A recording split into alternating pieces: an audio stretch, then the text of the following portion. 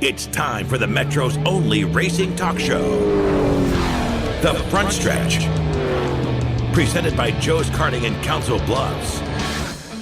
Well, good morning, race fans, and welcome to The Front Stretch, presented by Joe's Karting at Council Bluffs. It is online at joeskarting.com. That's karting with a K. It's heading into another beautiful day here in the Midwest, and man, I looked at the forecast. We might actually, you know what? I'm not even going to say it because I don't want to scare it away. So, Dirk, what do you say? What do we got coming up for the show? Okay. Well, in turn one, we'll talk a little bit about Kansas Speedway and results from Atlanta. Turn two, we're going to preview the spring meltdown a little bit. We'll talk with a gentleman out of Arkansas that runs a Facebook page called Midwest Dirt Track Legends. A gentleman by the name of Keven Preske, real interesting guy. Turn three, we'll speak with the man, the myth, the legend, Tommy Ackerman. Mm-hmm. And in turn four, we will preview Las Vegas.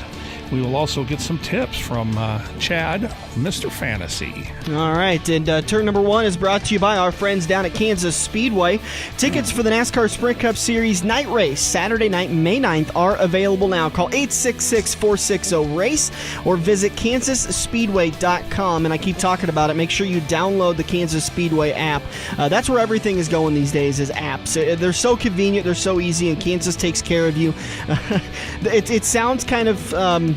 I don't know, insignificant, but trust me, if you have had this problem, the best thing about that app is the map locator where you can mark on a GPS where you parked. Those parking lots are absolutely massive, and that's a godsend to have that, because I honestly had 3 people tell me last year that we lost our car. Now, there may have been alcohol involved, but Kansas Speedway accounts for that. So before you get to consuming alcohol, you park into your spot, you mark it on your app, you're all set to go for the end of the race. Visit kansasspeedway.com or call 866-460-RACE for the NASCAR Sprint Cup Series night race, Saturday, May 9th. Tickets are available now. Just call kansasspeedway.com.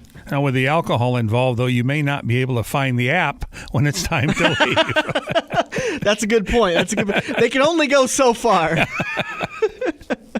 Well, the Pick'ems contest, I know we're only at week number 2, but I'm kind of pulling up the results. Had nobody for the second week in a row has taken a race winner, which I'm actually kind of surprised about. We have about 35 people still in the contest. One person dropped out because life gets busy and just don't have time to send in a pick. But if you still want to get involved, I'll tell you this, and trust me, I am not picking on him, but there is one person that has 9 points in the contest. He's just gotten screwed left and right as far as it's concerned, as far as picking drivers that have been wrecked out, and nothing of their fault and nothing of his fault. He's picked very quality drivers, but just bad luck happened. Yep. He's only 9 points in front of you, and you can start today at Las Vegas Motor Speedway. There is no last chance to get in. You're welcome to join it at any time, but there is a point. I would probably say today is the last day you can actually join and still have a chance at getting into it. In fact, part of the rules contest, now that I think about it, there is a last time you can join. As a part of the rules contest, you have to join by next weekend at Phoenix in order to qualify for the chase. Right. But the 5-week contests, obviously, those you can join anytime in the season when those get activated. But the biggest thing for the guy I was just talking about with that has 9 points because of just a couple of rough picks, and a couple other people actually have low picks. You only have to pick one race-winning driver, and you're essentially into the chase. And that's a new thing that we added this year, is kind of a chase grid system, more like the 2013 NASCAR chase system, less like the 2014 chase system, where if you pick a race-winning driver, you automatically qualify for the postseason, unless we have 15 people that pick race-winning drivers, which that's possible. Places like Phoenix, everybody and their sister may take Kevin Harvick, and then he wins, and then we've got a bunch of people that have wins. So it'll all come down to 15 people are going to qualify for the postseason. Frontstretch590@gmail.com is where you can email us to get all that information and get the rules and everything for that. And if you're a fantasy junkie like I am, and I know I'm trying to turn Dan into one here, we went ahead and started a league over on NASCAR.com under their Fantasy Live. So far, Dan and I are the only two in there, but you need 6 people to get it up to where you can qualify for prizes and stuff. Go check that out and search the name of the leagues, the Front Stretch, and go ahead and join us over there. It's just kind of like for some bragging rights, and if we get enough of a turnout over there, we'll see what we can do about putting some prizes together. Absolutely. All right, let's talk results from Atlanta Motor Speedway.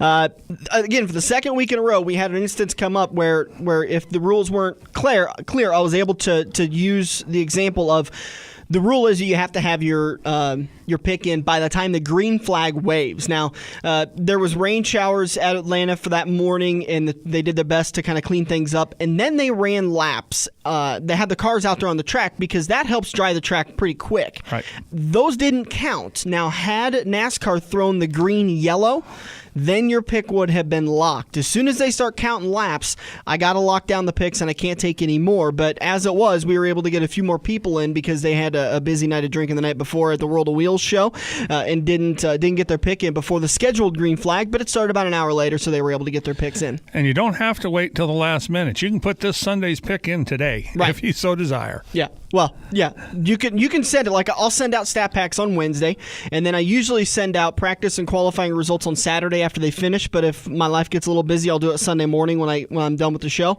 So I try to get all the information out to you guys as fast as possible. You can send it to me whenever you want to, and then you can make changes if you want. And I try my best to make sure and keep up with those changes. Although sometimes this weekend we had a couple of people that found out that, at Atlanta when Harvick lost his engine, a couple of people bailed and said, I don't want to risk it. I'm going to save Harvick for maybe Phoenix, a couple of races down the road when he doesn't have an engine go bad and he's going to be qualifying on the front. So a couple of people that ended up being a bad pick for him, but they were able to change their pick and I was able to get it in there, so it's fine. You can give me your pick safe wise, and then later on down the week, if you want to change it, you're welcome to. All right, let's talk about Atlanta Motor Speedway in the Folds of Honor Quick Trip 500 at Atlanta Motor Speedway. Great race. Obviously, Jimmy Johnson gets the win. Kevin Harvick comes home second.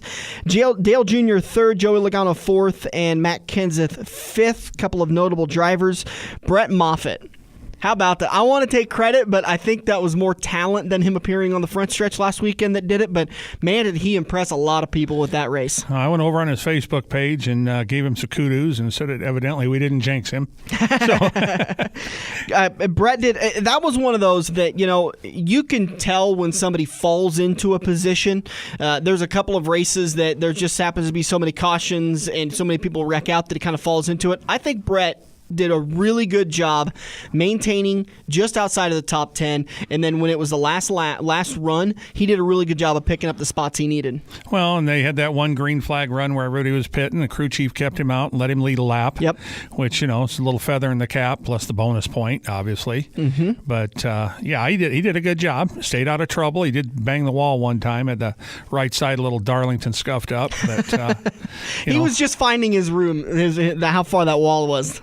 One of the things I enjoyed about the race was not the fact that they wrecked out, but after the incident on the back straightaway that collected Gordon and Jamie Mack and all those, was when they were interviewing Jamie, and he actually brought up the adjustable track bar. Yeah, I'm hearing a lot of people talk about that after Atlanta. Well, they didn't use it in Daytona. Right. So it was the first time, and he said exactly what I thought they'd do with it, is he said, we were able to bring the car back if we missed on the adjustment, which is exactly the term he used. If we missed, we were able to bring it back, which is what I thought that thing was going to be good for. So... And I think that's pretty much exactly what Dale Jr. said in his post-race, kind of echoed those same sentiments. You're not going to be able to really make a big difference with that track bar as far as if you just miss the boat. You can reduce the damage a little bit, but it's not a big difference. You're still going to have to wait until you come in to take a big swing at it. What was it? The first pit stop that Kyle Larson made, he did 3 rounds on the track bar and put in a wedge in the spring. He stiffened up the spring, and they took huge swings at that car and finally got it right. Well, they'd had that rain and washed all the rubber off the track and everything, so it was definitely a green track. And it was cold, and the cars they didn't slow down at all, even though NASCAR reduced the horsepower by 15%. Well, when they take the drag away, when they take the downforce away, you don't need all the horsepower. Yeah. So tough day for Jeff Gordon. He gets collected in an accident, and he hits that one spot that Atlanta didn't recover with safer barrier, putting together an effort to get a couple of track presidents on the show and kind of get the track side of it, because a lot of drivers are getting their side of it, and I think public opinion is on the side of the drivers. We need to surround these entire tracks, but I'm curious to find out what that price tag is, because when you're talking about, you got to figure a track like Atlanta to completely cover the track, 100% safer barrier, you're looking at, give me an estimate here, a couple million? Oh, I'm sure. And to be able to, and budgets are set. These guys have allocated all of their 2015 funds based on the profit they brought in for 2014. It's not like they could just go, oh, hey, let's go over to our bank account and whip out a check for $3 million and replace this. But that being said, when, God forbid, it happens, but if a driver does get killed, then they're going to have to find a way to make it happen, because twice now, 2 weekends in a row, we've had one driver injured and another driver that hit really, really hard, and lucky to walk away from that. Well, I'm sure they've got some way that they figure out, where they're going to start and where they're going to end, and stuff like that. I mean, Gordon missed by several feet, from where the wall, where the safer barrier ended. And I think he was kind of joking when he said, "Leave it up to me to find that one spot," and he happened to find it, and that was a hard hit. But they, I'm sure when they're making that decision, they probably go back and look, and in the years that track's been open, nobody might not ever hit there. Yeah, but it goes back to, given enough races, every inch of those walls are going to get hit. So they need to do something right now rather than just keep bandaging it. You might as well, but I mean, that's also costly, because they got to replace the foam in those safer barriers I think Dr. Dean Sicking said like every 6 to 10 years, that foam has to be replaced in order to stay at code. Yeah, but it's just styrofoam. I mean, it's not like it's some, type of space material or something like that. Yeah. But still, there's a lot of it. Coming home in 40th, Jamie McMurray was also caught up in that accident with Jeff Gordon. Austin Dillon came home 39th. Boy, he just had a rough race. That was just one of those that you just kept, oh no, not Austin again. That's one of them that just tries your patience. Denny Hamlin came home 38th. He was involved in that he started race accident. He got loose. Oh, that's true. And then Tony Stewart came home 30th. Kyle Larson 26th, and Clint Boyer 24th. The radio broadcast or TV broadcast kept talking about, it sounded like Clint had an engine going south. Well, that's what they kept saying, but he kept running pretty good, so I really don't know, what was going on there. DW is getting kind of old. Maybe he was hearing a few creaks inside himself. And you could see it on that restart that ended up, the result was that big accident. It wasn't Clint's fault, but Clint definitely seemed like he was down a cylinder, because he did pull off to the high side and let everybody go by when he started on the front row. Your points, Joey Logano is your points leader, and he and Jimmy Johnson are locked into the chase. Johnson just 1 point behind Joey Logano. Kevin Harvick in third, Dale Jr. fourth, Martin Truex Jr. in fifth, and that's the way the NASCAR points standings are right now, following Atlanta, and now we head to Las Vegas, where we'll talk Las Vegas in turn 4. Let's take a break. We'll come back in turn number 2. We'll talk to Keven Preske of Midwest Dirt Track Legends. Go over and like the Facebook page right now, so that way when we're talking to Kevin, you can follow along with what we're talking about. We'll be back here on The Front Stretch, presented by Joe's Karting on AM 590, Omaha's ESPN Radio. Are you looking to book your next outing? Look no further than Joe's Karting in Council Bluffs. Located just north of Bass Pro Shop, Joe's Karting can handle outings of well over 100-plus people. Bachelor parties, corporate outings, team building, birthday parties, and much more. Give Buddy a call today and reserve your outing. Joe's will even work with local restaurants to cater your event. Book yours today at joeskarting.com. That's karting with a K. It's time to get to Joe's and find out what everyone already knows. Sports fans, the brightest stars of NASCAR are about to light up the night again at Kansas Speedway. Megastars Dave, Danica, Carl, Clint, Jeff, and more. Saturday, May 9th, it's our second annual NASCAR Sprint Cup Series night race. Parking is free and coolers welcome. Tickets on sale now with even more seats for $99 or less. Kids tickets just $29. Call 866-460-RACE or visit KansasSpeedway.com today. We're working the high line into turn 2 on the front stretch, presented by Joe's Karting. Online at joeskarting.com.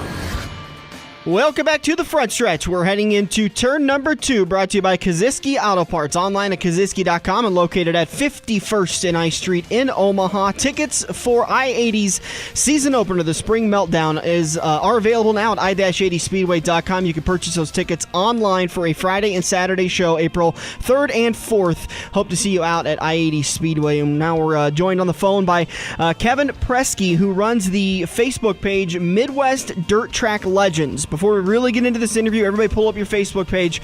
Go over there and just flood Keven with requests to like the page so that you guys can keep up to date with Midwest Dirt Racing Legends, Midwest Dirt Track Legends. Keven, thanks so much for joining us on the show. Yeah, no problem. Glad to be here.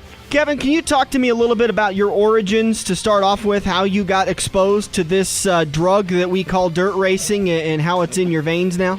Well, I was exposed to it at a very young age. My granddad used to take me to Waterloo over there at Tunis Speedway in Iowa there when I was growing up in Iowa, and needless to say, I got hooked right away. So as I was growing up and being raised there in Iowa, around the Des Moines area, went to State Fairgrounds, Knoxville, Stewart, Marshalltown, Boone, went to a lot of the tracks there, and I eventually, as time went on, got a little older and migrated south to Arkansas, where I live at now, and I was able to see a lot of the tracks around this area, Tulsa. I made it down Shreveport a few times, Monette, Springfield, Missouri. So I've been pretty fortunate. Been able to see a lot of different racing, a lot of different tracks in different parts of the country. And needless to say, it is an addiction, and I'm definitely a fan of racing big time. Did you ever sit behind a wheel, or were you just a spectator? No, I'll tell you what. I didn't have the you-know-what's to do that. I did co-own a car for 1 year. That was on my bucket list of things to do, and I did it for 1 year and had a blast and got to do it, and it was all good. Had a lot of fun, a lot of work. When you say you didn't have the you-know-what's to join it, do you mean the money, the disposable income to race? Yeah, well, I'm trying to keep it clean here for the audience. But anyway, yeah, no, we got you. I was just joking around. We don't need to get into censorship issues. He didn't have the second helmet bag. Okay. No, we don't need the FCC on us on this. But anyway, no, I didn't have the guts to do it. And I'll be the first one to admit it. I like tinkering with them and all that stuff. But as far as getting behind the wheel, yeah, somebody else got a little more to it than I do. Needs to be behind the wheel. So, but I'm just a huge fan now. Just a huge fan right now. So, and I'm really, really trying hard to help keep promoting the sport out there, because I know the young folks out there that are coming up. They've got a lot of income they can spend on a lot of different things besides racing, and there's a lot of different things out there. So I'm trying to keep racing alive, trying to keep it out there in front of everybody, because I want the younger generation to enjoy it just as much as I did when I was growing up. So, Keven, how many fans are on the page? About 18,000 now? We're at 17,200 right now. This is a group that was actually started by James Perkins, who is from Iowa also. He lives in Springfield, Missouri, and he started this as a project with his son, kind of a high school project. And anyway, it's almost 3 years old now. And but anyway, James asked me one day if I wanted to be one of the administrators on it. I said, well, I've never done anything like that before, but when I first got to the page before I even joined it, I looked at it and I said, well, I remember that guy from back in the day, and these different pictures of guys that I forgot about him over time. So I was talking to James about it and everything, and we decided, we need to get out with these folks from back in the day that have all these pictures in the garage and in the attic and in storage buildings, stuff like that. All these race car pictures that are just getting ruined, and to get it out there and get it exposed to everybody out there, to show them what it was like racing back in the 40s and 50s and 60s and 70s, etc., and try to keep the memories of those guys that were a good foundation for the sport at that time. Try to keep their memories alive for the younger generation to carry on in the future. So, So that's what our big thing is right now. So when I joined it, there were 64 members in the group, and like I said, that was not quite 3 years ago, and now we're up to 17,100, going on 200 now, and I tell you, we've got a phenomenal group out there. These people are just putting on all sorts of great pictures and the stories. It's great. It's been a labor of love for me. It really has been a labor of love. So. I'm looking at the page and I'm scrolling through the pictures here. I can't believe the wings. One of the wings this late model has. I mean, this wing must have been 12 inches. I mean, that had been 1.5 feet. How big that rear fender was. That NASCAR just reduced their rear spoilers to 6 inches. I mean, this has to be 1.5 feet, 2 foot. Are you talking a spoiler or a wing? I'm talking a spoilers. Well, it's in the position of a spoiler, but it's as big as a wing. Well, no, they actually used to run a lot of winged late model specials. Here, can you see this? I'm going to try to angle that over for you so you can see it, Dirk. Oh, I've probably seen it. I mean, look at that thing. NDRA car. Yeah, I was going to say that's an NDRA car, probably, wasn't it? Good land. Early 80s. Yeah, early 80s, yeah, exactly. And, it's big time stuff, So, and that's what the cars look like at I-80 every week back 30 years ago. Is that right?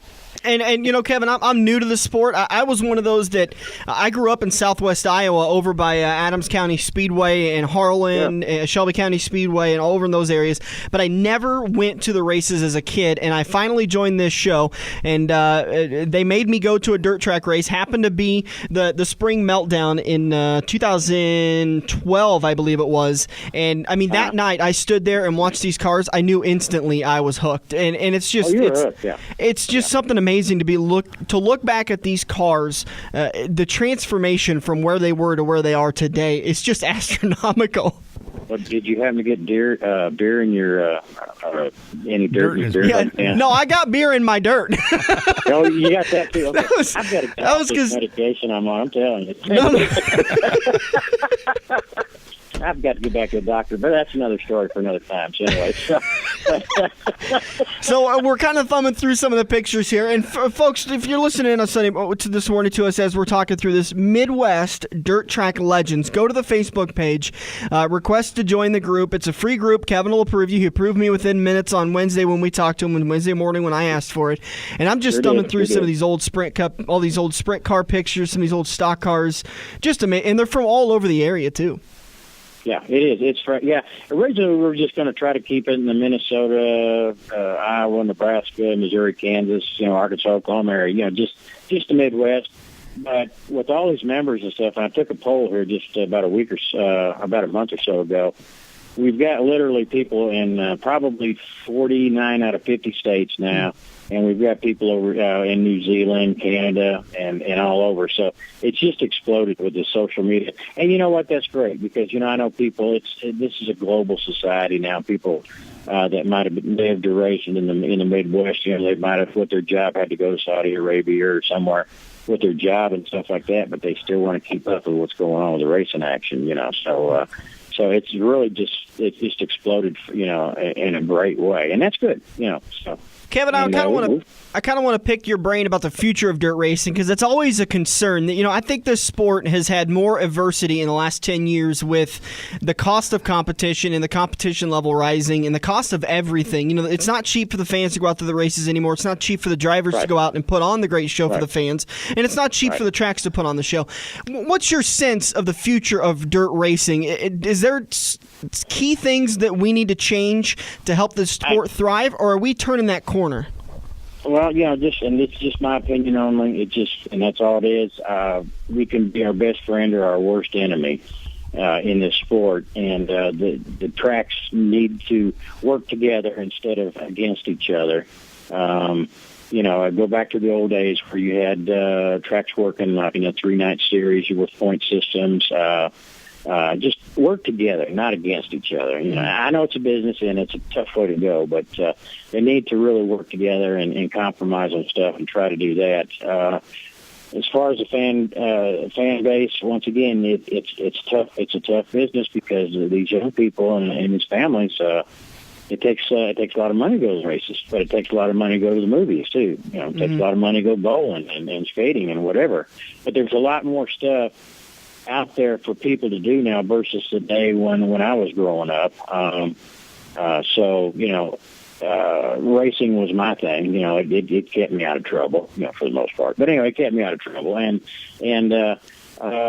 So there's a lot of things out there. So it's promotion is a big thing. To me, it's a big promotion. Promotion is the big thing for these tracks to do, and I'm talking about just not around in their close neighborhood. They need to promote it, like in a 2 or 3 state area to get the people to come there. And put on a quality deal. Run just, maybe 3-4 classes of cars max. Keep the rules consistent. Just make it a fun evening out. Just make it a good time. I think about back in the days with the IMCA and those guys back then. That was a pretty big deal back then when Ernie Durr, Ramo Stott, and the IMCA guys came to town. The IMCA promoted the races then. They just didn't say, okay, we're going to have races Saturday afternoon, Des Moines, come on out. They actually promoted it. You went around, you looked at the telephone poles and light poles around town. They had posters on them, tacked on them.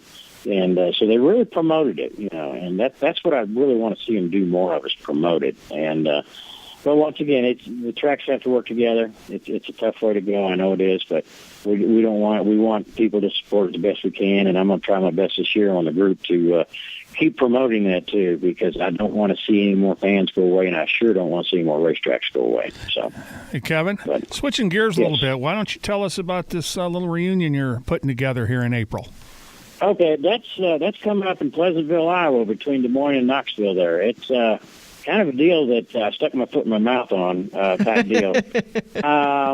So what it was, I was talking to, and I'm sure everybody in the sprint car world knows Earl Wagner, Hall of Famer from Knoxville. Talking to his son Jeffrey one day about meeting him. We got several members of the group live there in Pleasantville, and I was talking to some of the members, and they said, well, you need to meet Jeffrey Wagner, Earl Wagner's son. I said, well, that'd be phenomenal. I'd love to see, I'd love to meet him. So anyway, I finally got to talk to Jeffrey and everything, and we were talking. I said, well, why don't we sit down at the local cafe, and maybe we can get a couple of, the old drivers or mechanics or owners there in town, sit down and have lunch with us. Well, of course, then Kevin got to run his mouth a little bit, and next thing you know, why don't we just have a get-together? So now we've gone from the little cafe to renting out Memorial Hall there in Pleasantville on April the 14th from 11 to 2. It's on a Tuesday, and we're going to have a little lunch there, like around $5 a cost, something like that, because the person that's going to do the food said they'd just do it for the price of the food only. They're not trying to make any money off of it. And so it's no awards deal, nothing like that. It's just a big bench racing deal is all it is. Bring your cars, your scrapbooks, anything you want, and to showcase. And come on in, meet up with some guys you've probably met before, and race fans and all this other stuff. Just come together, sit around, have a bite to eat, and chew the fat for 2 or 3 hours. So, well, that's about as fun as it can get. Well, I'm just trying to keep it simple. Yeah. But it's the response has been really, really great, and so we still got it all put together, and so I'm gonna try my best. Yeah, I'm gonna be up there on the 14th, and I'll get with Jeffrey and his sister and some other members that are volunteering to help out. And I think there's 2 or 3 I'm going to actually bring their old cars that they've had sitting in the garage from back in the day, and. I don't know how close you watch the group, but Gordy Blankenship is one of the biggest contributors to the group. Yep. And this guy is a storyteller like you wouldn't believe. And so I know he's going to be there, and he's going to try to bring his brother Lem Blankenship up. And there's going to be several sprint car guys there from back in the day. So, I don't know who's going to be there, but I would love to see 100 people minimum show up.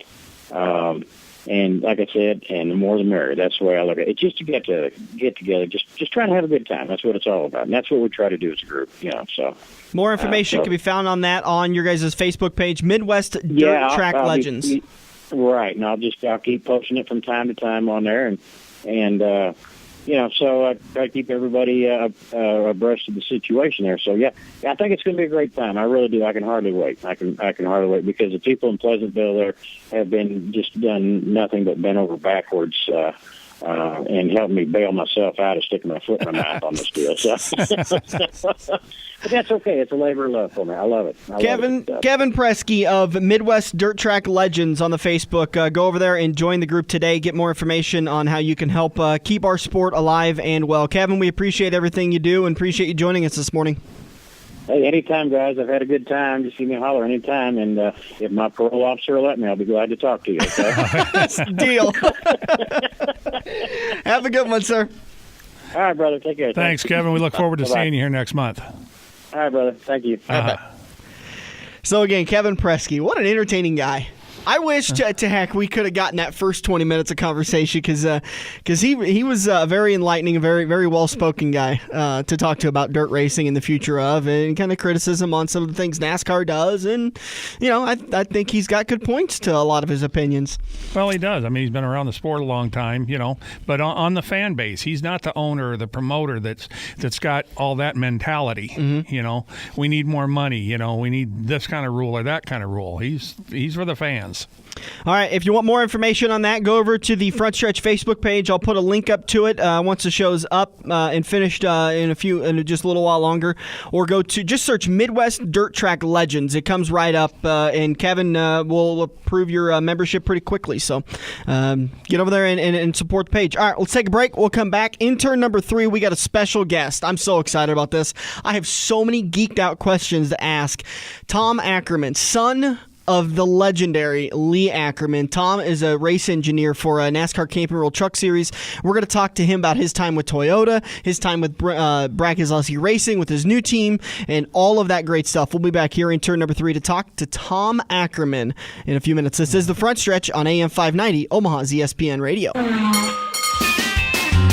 you love wings, if you love rings, and all kinds of other tempting things, great times, great food, get to Quaker Steak and Lube. Quaker Steak and Lube is the official watering hole for the Front Stretch and the best place to catch all the NASCAR action today. Open at 11 a.m. with delivery available to Council Bluffs. Great times, great food, get to Quaker Steak and Lube. This is Andrew from Kaziski Auto Parts. Kaziski Auto Parts is an insurance-quality used parts supplier that can match your foreign or domestic car or truck needs. If you have a damaged or broke-down car or truck, we guarantee a clean and quality part in next-day fashion. Kaziski Auto Parts, your neighborhood premium recycled parts supplier. Call any Kaziski Auto Parts salesman today by dialing 402-731-4592 or visit us at 5040 I Street in Omaha. Kaziski Auto Parts, our quality used parts will match your car or truck's needs. Joe's Karting in Council Bluffs has taken a page out of IMCA's rulebook and gone crazy. These brand new low-emission engines will still have you white-knuckling it all through the Metro's fastest indoor facility. Joe's Karting is now friendly for all skill levels with their brand new Honda-powered engines. It's time to get to Joe's today and find out what drivers like Jack Dover, Shaylee Bate, and Andrew Kosiski have known for years. Located in Council Bluffs and online at joeskarting.com. That's karting with a K. Time to grab another tear-off and make your move. We're headed into Turn 3 on the Front Stretch, presented by Joe's Karting. Welcome back to the show. We're walking into turn number 3 and joined on the show now by the son of a man who has been a big contributor to the show and a big reason why we get to do the off-season shows. Lee Ackerman's son is joining us now, Tom Ackerman. Tom, we appreciate you joining us on the show. Thank you. Tom, I apologize. I knew that Lee had a son, but I didn't know exactly what you did for the longest time. And then, as I always do, I sat down at Kaziski's one day and got to talking to your dad, and he says, "Well, my son's Camp and World Truck Series and Brad Keselowski Racing." I said, "Wait, what's he doing?" He says, "Well, he's an engineer." And I said, "Are you kidding me? Holy cow!" I didn't know you were you'd made your way up that high in the importance ladder, I guess. Yeah, I've been doing it for quite a while. And now you're an engineer for the 4 truck at at Kyle Busch Motorsports. Can you kind of talk about your destination to where you are today and what got you to where you are? I started in racing, obviously around Omaha at the local level and everything, and then when I got ready to go to college, I came to college here in Charlotte, and the Kaziskis helped me get a job down here, and I went through college and did tires on a couple of cup teams while I was in college and stuff, and then once I got out, I just became a full-time engineer. So when you say you did tires, I mean, would you just like balance them, mount them? I mean, what's that mean? Just take back then you were allowed about 15 sets a weekend, and there's codes on them, and you'll match them up to where the codes are the closest and take the staggers and set the pressures and stuff. So I do that during the weekends and then go to school during the week. And make sure that the right side tires are marked right side and the left side tires are marked left side. Yeah, exactly. So it's kind of the entry-level stuff that gets you to know in that detailed work when you're kind of moving up the chain. Yes. Hey, Tom, was your first job back there, was that with AJ? No, it was with TriStar. Okay. Yeah, Lloyd Allen Jr. was actually the driver back then. And I went to work for AJ. It's probably my second or third job out of college. Okay. That's when I met you. You were with AJ. I think we met in 99, I think, down at Texas. Yeah, that sounds about right. So, and then, of course, I got to see you once I started working all the truck races. We'd always chat every week, so... Now these engineers, go ahead. Sorry, Tom. When I left AJ's, I've been in the truck series pretty much since then. I did a little bit of cup racing in 2010 and 2011. Now these engineers and crew chiefs, they're known to kind of find that gray area. Dirk, being a former Camp World Truck Series official, how many times did you have to say, that's not the gray area? The only time that really comes to mind that I can think of was. When was it you were running with Toyota there? Was that in 04 or 05? You were doing some crew chief in Daytona. And I remember the nose of the truck was a little out of skew that we worked on there for a day. But Tom can definitely tell you kind of an interesting story about shocks on whose car was that in Daytona? Was it a Bodine car? Who drove that car that the shocks wouldn't come up on? That was actually at Talladega. And it was Rich Bickle, and the rule was that when you went through tech, you had to push down on the rear quarters, and it had to come back to a certain height and time after you made your qualifying run. And to do that, we actually grooved some of the inside of the bodies and stuff, and it came apart, and all the pieces wedged in there, and the car was about 6 inches too low, and it sat for an hour and never came up, and that was the first time they ever tore apart shocks in the Cup garage, and now they do it every week. Wow. So you set a precedent. They've got a Tom rule. We're talking with Tom Ackerman, who is an engineer for Kyle Busch Motorsports, the number 4 truck with Eric Jones, your driver. Tom, this sport, I read an article in the offseason that NASCAR is starting to move towards engineers, and I'm not just saying this because you're on the phone, but engineers are becoming some of the most important people because it's you guys that are finding that 100th of a second on the track and are finding that couple extra ounces to take out of the trucks. Yeah, I definitely agree with that. A lot of the bigger Cups teams now will have more engineers than they have mechanics.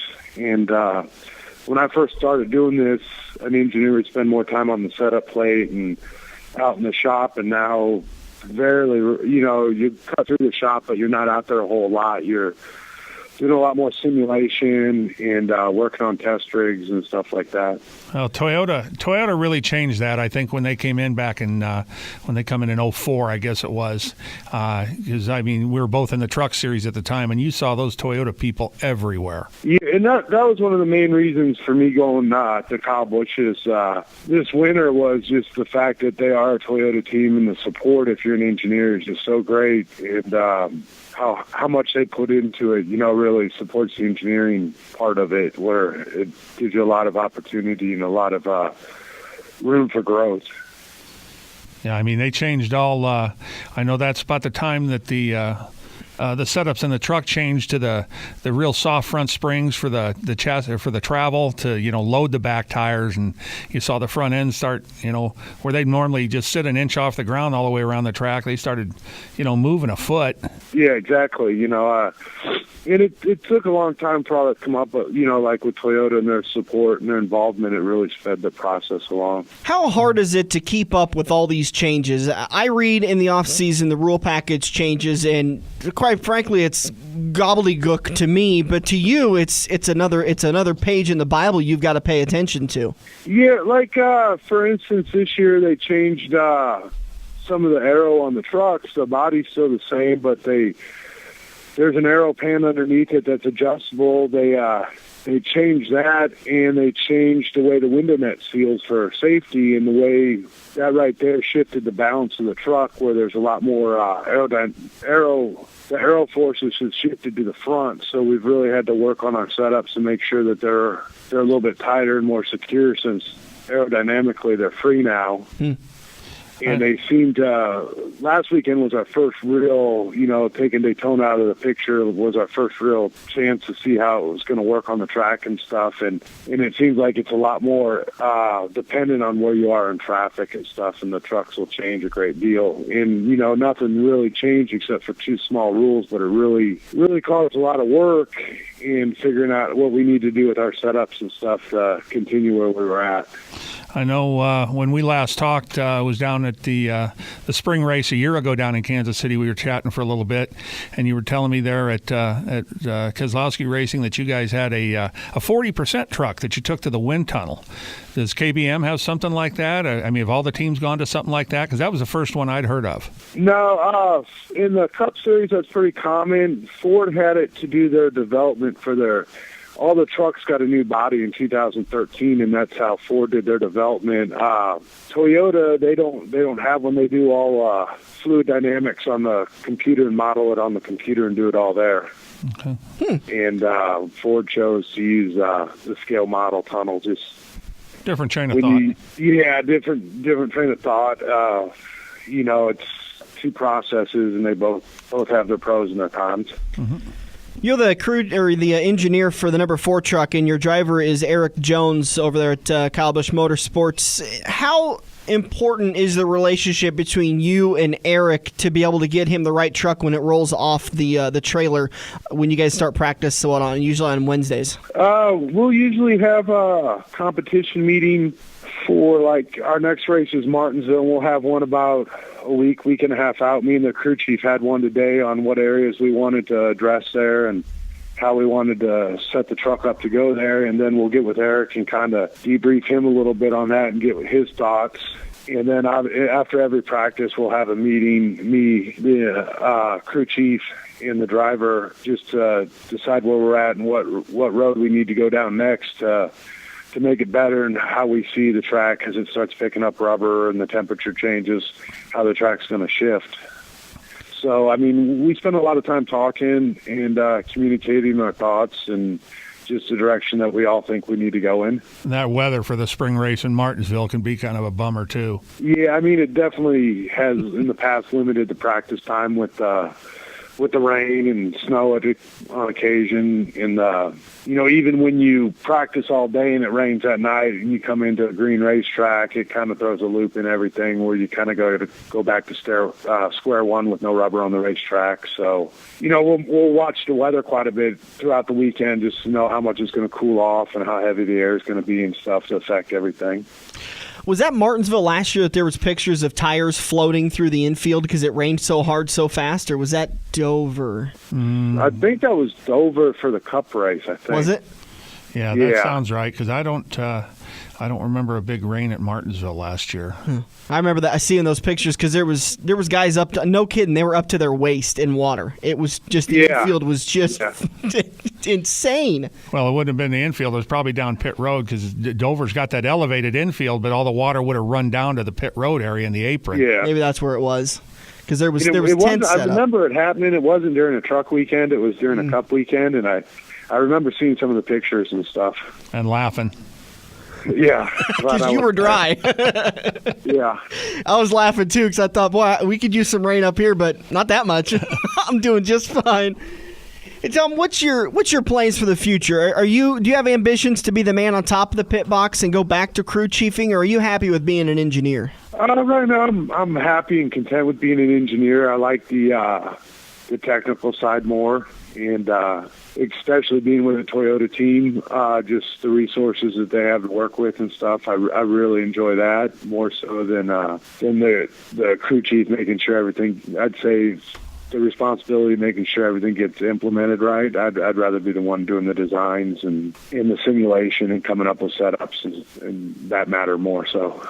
We've been talking with Tom Ackerman, the engineer for the number 4 truck at Kyle Busch Motorsports, driven by Eric Jones. Tom, we look forward to talking with you. Hopefully we'll see you down at Iowa Speedway in a couple of weeks when they kick off Wide Open Weekend. Yeah, we should be there. I think we're actually going to be there doing a tire test in about a month. Oh, really? Yeah. All right. Well, maybe we can talk to you sooner than that. We appreciate you taking the time, and enjoy your weekend. Maybe if we knew what time that tire test was, we could drive over. Yeah, I think it's right after Kansas we're going to be doing it, I think. Well, that's that'll probably be the week leading up to that race, because it's Kansas on May 9th, and then the next weekend is Iowa Speedway. Yeah, so. Yeah. All right, Tom. Well, we appreciate you joining us and taking the time out of your night, and you have a good one. All right, thank you. I felt bad that I didn't know Lee Ackerman's son was an engineer for a truck series. When he told me that, I was like, well, I did that. What? Wait, how come I haven't had him on the show yet? As long as I've known Lee, I never put together. I didn't know his name. Mm-hmm. I'd seen him at the racetrack forever and ever and ever, and it was out at I-80. I don't know. It was I was doing the truck series, and I was back from a race, and he come wandering through with a Craftsman Truck Series hat on. Huh. And I stopped, and I was like, nice hat. And I was wearing one, and he said, yeah, yours too. And I said, where'd you get yours? Oh, my son's an engineer. So you're Tommy's dad. All right, let's take a break. We'll be back in turn number 4. We'll talk Brett Moffitt got himself a new ride for this weekend, so we'll talk about that. And we'll talk NASCAR fantasy tips from Chad. We'll preview Las Vegas, so much more. This is The Front Stretch, presented by Joe's Karting on AM 590, Omaha's ESPN Radio. Are you looking to book your next outing?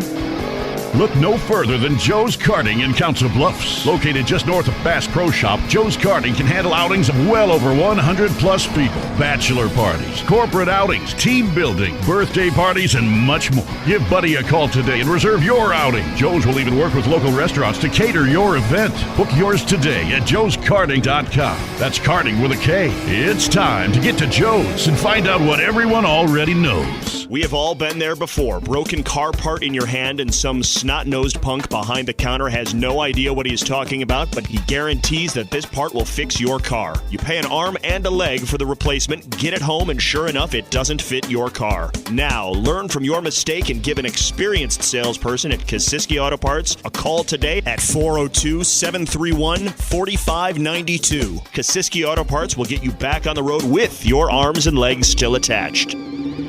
Get ready for the victory lap as we make our way into Turn 4 on the front stretch. Presented by Joe's Karting.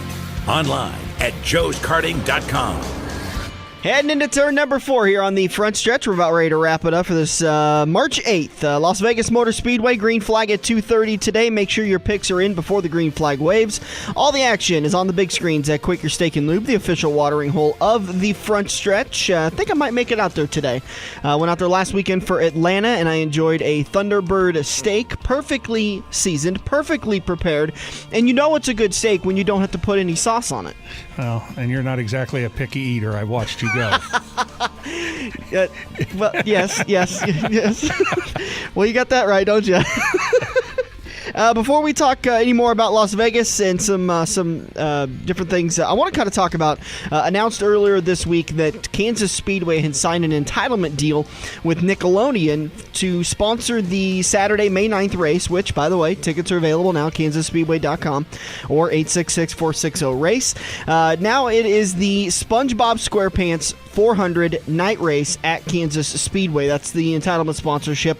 And getting SpongeBob involved sounds like SpongeBob caricatures and mascots are going to be on hand. At first, I was kind of critical. I thought, oh my God, my NASCAR, I'm 32. I'm obviously not into SpongeBob, obviously not into that stuff. And now I got to put up with this Nickelodeon cartoon goofy character at my race. And oddly enough, Brett Kane, who's over on The Drive, the producer for The Drive on the afternoons here on AM 590, said, kind of turned around and said, but isn't this good for you guys? Because you always talk about how your younger demographics are diminishing, how it's a family sport, but yet you're not getting that younger crowd to continue to feed into the sport. Well, what a better way. Now they can go to Kansas and they can get entertained by SpongeBob SquarePants. And I thought, holy, that is probably one of the best points I've ever heard in my life. And I've heard some political debates and some terrible points. That guy brought up a really good point. He's got my vote for mayor, by the way. There are going to be plenty of pineapples down there, too? So I'm okay with this. At first, I was a little bit, I guess I could say, embarrassed because I'm thinking, geez, Nickelodeons, they got to go to Nickelodeon. But this is good because the kids are going to be there, but maybe there's that deciding factor of if I'm a dad and I would like to take my kid to a NASCAR race, but he's not interested in it, and he's 6, 7, 8, maybe 10 years old, I can say, well, now you can go down and meet SpongeBob SquarePants, and maybe the kid's going to go along, and that's a way to get him hooked. Exactly. I mean, you've seen Nickelodeon sponsored cars over the years. Yep. You've seen them on a lot of hoods. You've seen the Cartoon Channel on hoods. They did a whole series 4 or 5 years ago where they did, I think it was a bunch of Roush cars. Yeah. But, so people have tried to get the kids involved, and I don't know if they just, the marketing at that time didn't get to where it needed to be. Yep. But, yeah, getting the kids interested is definitely a plus. And, mom and dad still got to foot the bill. I saw my very first NASCAR race. I don't remember the year of it, but it was at Kansas Speedway.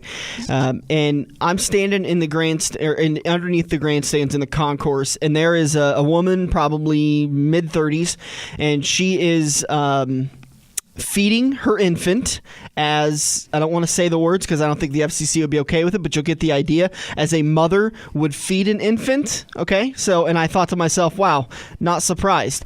But this kid was 6 months old, maybe 8 months old, could have been 10. I'm terrible at gauging ages, but she wasn't a year old, that's for sure.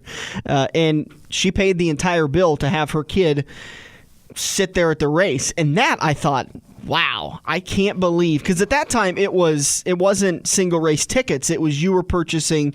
That was when they still had one race, so you bought the entire weekend. I think I paid $214 for the Truck Series, Nationwide Series at the time, and then the Cup Series that day. And so she paid the same amount to have her kid sitting there getting some dinner. And I thought, wow. Well, she was a fan, obviously. Obviously, yeah. Because obviously the baby wasn't going to remember it. No. So anyways, I don't know why I brought that story up, but yeah, I see kids of all ages at these races, and you even see it down on the dirt track level where they bring infants in, and even I'm sitting there thinking, God, I paid $10 for me to get into this race. I'm pretty sure they paid $5 for that kid to get into the race, and the kid's not even paying attention to the racing. I'd never do that as a dad. Well, the dirt track races, I mean, I think I-80, what's there, kids 5 and under free or something like that. Most tracks do that too now, by the way. So yeah. But I mean, I just know from personally, I have a hearing loss from being around the races, for all these years, and I think when you start taking kids that age, hearing protection's a big deal. I know Eagle sells kids earmuffs to block out so that's good. Well, and just those little foam earplugs that you twist up and stick in there. But I've seen kids get them. Mom and dad put them in, and the kids are pulling them out just because they're irritating. Mm-hmm. You got to get used to them. But that's one thing I worry about, is that safety aspect of that. So once again, tickets for the SpongeBob SquarePants 400 night race Saturday night, May 9th are available now. Call 866-460-RACE or visit KansasSpeedway.com. All right, moving on. Congratulations to Brett Moffitt. Boy, he really did turn some heads, didn't he? Yeah, he led a lap. I mean, that was crew chief's decision, but, kept him out there and led a lap. He finished on the lead lap. I mean, and that wasn't in question, even with the cautions there at the end. He ran a good race. He was in good equipment, and he brought it home. Brett will be driving the number 34 Front Row Motorsports Ford for today at Las Vegas, next weekend at Phoenix, and the following weekend at Auto Club Speedway. So he'll be doing an East Coast swing for Front Row Motorsports, driving that number 34. You kind of brought it up. Not as good equipment, but still. West Coast Spring. That's a good point. That is on the West Coast, isn't it? That is on the. Unless you're at the man. This goes back to that night. I thought there was 31 days in November. But yeah, it's not quite the equipment that he was with there at Michael Waltrip, but all the equipment's good. David Reagan's won in that car. Yes, he has. So, it's got the capability to win.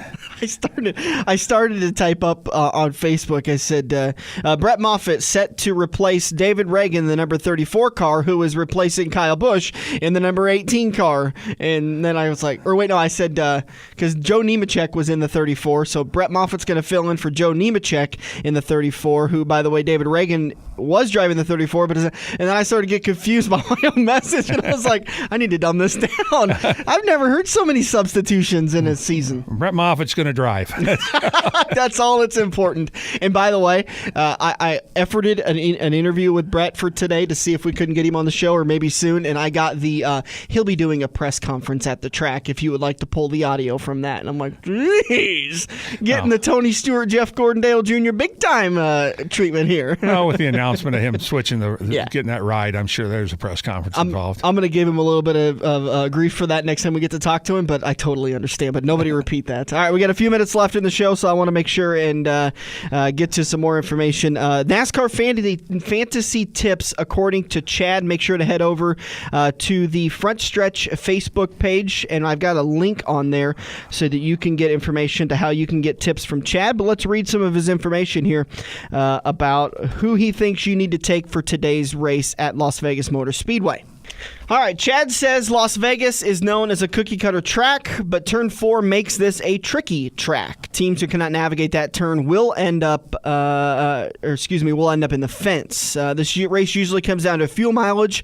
Think this race last season when Dale Jr. stayed out to try to win the race, but ran out of gas. I believe it was along the backstretch that he ended up running out of gas. Absolutely. Kevin Harvick, Chad says beware of Kevin Harvick this week. He is the hottest driver in the sport with 5 consecutive finishes in the top 2, and that goes back to last season.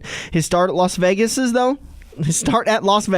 though, are not good. Harvick only has 1 top 10 finish in his last 4 trips to the Sin City. He's got a couple of more tips on there, which you can head over to his Facebook page. NASCAR Tips from Chad is the Facebook page, or you can go to the Front Stretch Facebook page and get some information on that. Top 5 finishers at Las Vegas this time last year. Brad Keselowski won the race. Dale Jr., despite running out of gas along the backstretch, came home in 2nd. Paul Menard 3rd. Joey Logano 4th. And Carl Edwards is 5th. So that's your picks for today. Who do you think you're taking today? Carl's got a pretty good string. Seems to do pretty good at Vegas, on a consistent basis. But I might go ahead and shoot the dark horse and go with Brendan Gaughan. Go with and that's his hometown track, right, too? Won a lot of truck races there. Yeah, so we'll see if we can't get Brendan his first Sprint Cup Series win. I think he's won 1 truck race there, but he's run a lot there. He actually teaches and drives with Richard Petty's driving school, the driving experience there in Vegas really? As a guest driver. Yeah. As fun as he is, I'll bet that's a trip doing that class. I'll bet that's I'd go to Sin City. Yeah, I'd go to Sin City for just to ride around with him. That'd be a good time. All right, let's see. Green flag for today's race, Las Vegas Motor Speedway, again at 2:30. So make sure you get your picks in if you are a part of the Pick'ems contest. And by the way, it is not too late to join the Pick'ems contest. I think you still have today. If you get your picks in today, and quite frankly, if you do it good and you have a good pick, you could still be a contestant as far as the season's concerned. And plus, there is that rule of if you pick a winner, you get into the postseason. So you've still got a chance to qualify for the postseason. You've still got a chance to get in and really battle for that championship. Send your email, frontstretch590@gmail.com. And all the action for today's race is on the big screens at Quaker Steak and Lube in Council Bluffs. Let's see. Next weekend, already have 1 interview confirmed. We're going to talk to the gas man, Jack Dover. He has his 2015 race season schedule set, so we're going to talk to him. That'll be fun. All right, and then so next weekend's show, we will recap Las Vegas, we'll preview Phoenix, we'll talk to the gas man, plus we got 1 more interview we're working on for that show. I want to say thank you to Keven Preske from Midwest Dirt Track Legends Facebook page, and also Tom Ackerman for joining us. This has been the Front Stretch. Dirk, have a great day. You too, Dan. And you guys too. Thank you for joining the Front Stretch, presented by Joe's Karting. Enjoy that steak. Oh, I always do. It's AM 590, Omaha's ESPN Radio. If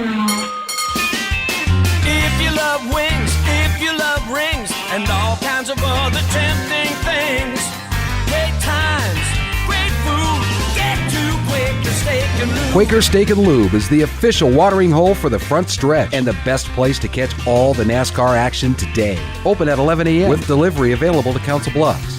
Great times, great food, get to Quaker Steak and Lube. Sports fans, the brightest stars of NASCAR are about to light up the night again at Kansas Speedway. Megastars Dave, Danica, Carl, Clint, Jeff, and more. Saturday, May 9th, it's our 2nd annual NASCAR Sprint Cup Series night race. Parking is free and coolers welcome. Tickets on sale now with even more seats for $99 or less. Kids tickets just $29. Call 866-460-RACE or visit KansasSpeedway.com today.